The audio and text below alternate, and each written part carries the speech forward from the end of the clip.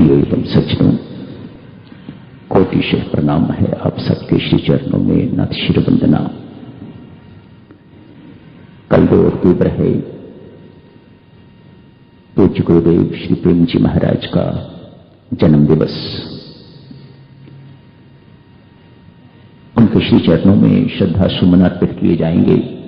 कल प्रातः नाश्ते के तुरंत बाद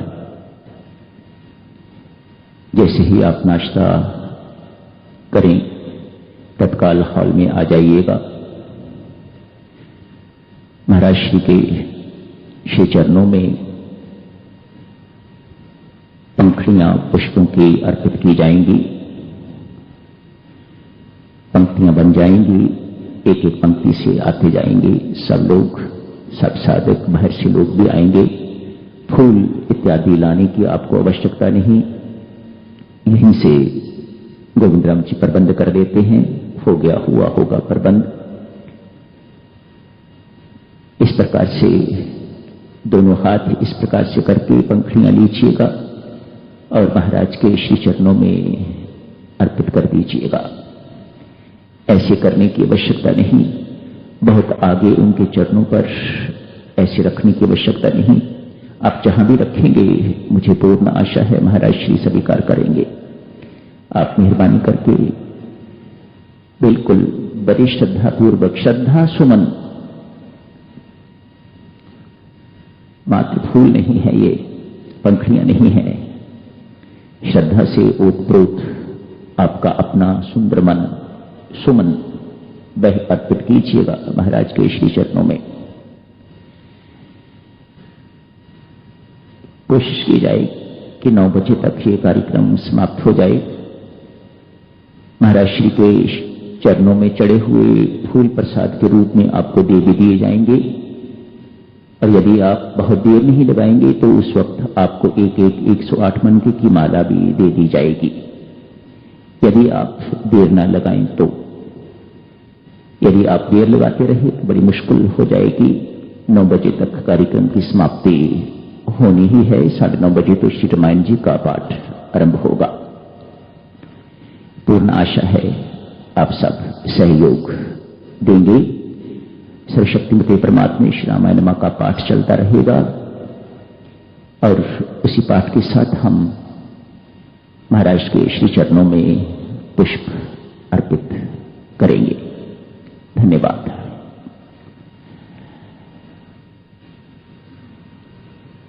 रामायण जी की चर्चा को आगे बढ़ाते हुए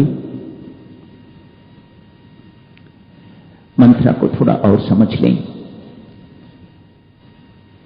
भले ही ये ताड़का या मंत्रा हमें बाहर तो दिखाई नहीं देती, पर हमारे भीतर तो विराजमान है ये, और भीतर हम देखते नहीं। बाहर तो दिखाई देता है, आंखें बाहर की ओर देख सकती हैं, भीतर की ओर देखती नहीं, पर अनुभव तो ये कहता है, स्पष्ट दर्शाता है। इस वक्त ताटिका काम कर रही है, भीतर शूर्पणखा काम कर रही है, या मंत्रा। 2 टूटे हुए को जो जोड़ दे तो वह तो है राम, जो दूरी देरी को मिटा दे वह है राम, जो जुड़े हुओं को तोड़ दे वह है मंत्रा, जो उनको तोड़ फोड़ के रख दे वह मंत्रा है। कारण कथा तो नहीं होने वाली, वही है महर्षि विशिष्ट जिन्होंने योग वासिष्ठ की रचना करी है। वही है महर्षि विशिष्ट जिन्होंने राम जैसे शिष्य को शिक्षा दी है। छोटी मोटी हस्ती तो नहीं। अनेक प्रकार के वार्तालाप चलते होंगे, चर्चा चलती होगी, बहुत ज्ञान गोष्ठी इत्यादि होती होगी। राम भी बैठते हैं, मंत्रा भी बैठती है, कई भी बैठती है कथा सुनने के लिए। एक पौराणिक कथा है। कश्यप जी महाराज की 2 पत्नियां हैं, कद्रू और विंता। विंता बहुत सरल स्वभाव की है, बहुत सुशील है, नेक है, किसी प्रकार का द्वेष वैर इत्यादि उसके अंदर नहीं है। कद्रू बिल्कुल विपरीत है, साउथ है, इसलिए हर वक्त दृष्टि को दृष्टि रहती है कद्रू की, विंता की नहीं। बदकिस्मती है कश्यप की, दो हैं। तो कद्रू जो है हर वक्त इस प्रकार की दृष्टि उस पर रखती है, किसी न किसी ढंग से इसको नीचा दिखाया जाए, किसी न किसी ढंग से इसको तंग किया जाए, परेशान किया जाए, ईर्ष्या की भावना के कारण।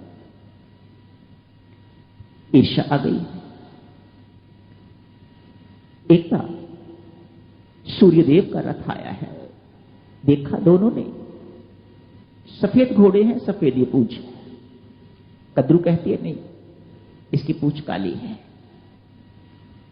विंता कहती है नहीं, सफेद घोड़े हैं, श्वेत घोड़े हैं, उनकी पूंछ भी सफेद ही है। कद्रू कहती है नहीं, सफेद नहीं, काली है। सर्पों की मां है ये कद्रू। पुरानी कथाएं हैं इसी प्रकार की हैं।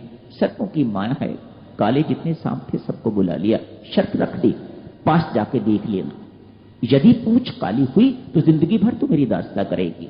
ये कद्रू की चाल है। और यदि सफेद हुई, शर्त रख ली आपस में, काली दिखाई देगी, मैं कहती हूं काली है, तू कहती है सफेद है, यदि काली निकली तो जिंदगी भर तू मेरी दास्ता करेगी। विंता बेचारी मान जाती है, ठीक है, उसे सत्य बिल्कुल ठीक दिखाई दे रहा है। सूर्य के रथ के जो घोड़े हैं उनकी पूंछ सफेद है, काली नहीं। ये सर्पों की मां है, सारे काले सर्पों को बुला के हुक्म देती है, सारी की सारी पूंछों को इस प्रकार से लपेट दो कि पूंछ काली दिखाई दे। और विंता को कहती है, आ मेरे साथ, आके देख पूंछ सफेद है या काली। सारी की सारी जितने घोड़े लगे हारे थे उनकी पूंछें काली दिखाई दे रही हैं। विंता जिंदगी भर दास, नौकरानी, सेविका बन के व्यतीत करती है। कद्रू का षड्यंत्र है ये, उसकी चाल है, उसकी कूटनीति है, ये दुष्ट है। विंता के ही पेट से कालांतर में गर्भदेव का जन्म होता है, जो सांपों को खाता है। अपनी मां का बदला लेने के लिए, प्रतिकार के लिए इन्होंने मेरी मां के साथ अन्याय किया है, अत्याचार किया है, दास्ता दी है, सेविका बन के रही है वह कद्रू की जो इसके योग्य नहीं है। इसका बदला लेने के लिए वह सर्पों को खाते रहते हैं। गरुड़ जी महाराज का ये काम है, वह सर्पों को खाते रहते हैं। जानते हो, ऐसी कथाएं जहां सौत है, ये कथाएं चुन चुन के तो मंत्रा कैकेयी को सुनाती है। मंत्रा को छोटी मोटी हस्ती नहीं, आप तो जानती हो ना माताओं, किसी महिला को यदि आपने अपने पति के विरुद्ध करना है तो किसी दूसरी की बात कर दो, है ना ये बात ठीक? ऐसे ही होता है ना, किसी दूसरी की बीच में लाके चर्चा कर दो, बस बात बन गई। यही बात बार बार मंत्रा कैकेयी को याद दिला रही है। अरे कुशल्या, साउथ है तेरी, तू तो बड़ी सरल है विंता की तरह, कद्रू की तरह कन्निंग नहीं कहती, तू तो बड़ी सरल है विंता की तरह। देख, तेरी दुर्दशा भी ऐसी ही जैसी विंता की हुई थी। वह कुशल्या तो कद्रू है, कद्दू, तू तो बड़ी सरल है।